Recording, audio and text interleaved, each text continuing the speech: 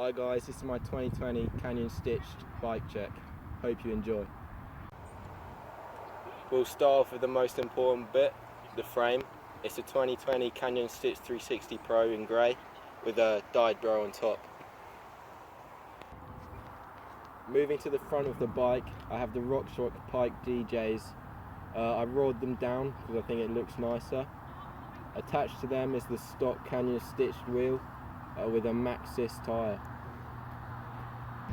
Moving to the cockpit of the bike, we have the Troily Design Truitive Collab bars with a Canyon G5 stem that I roared. There's also the ODI grips and a SRAM Guide T brake.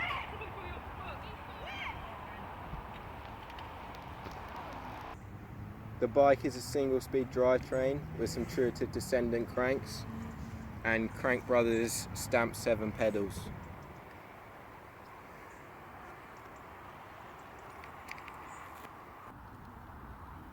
Moving to the back of the bike, there's the stock Canyon Stitched wheel with the Canyon Stitched 360 hub.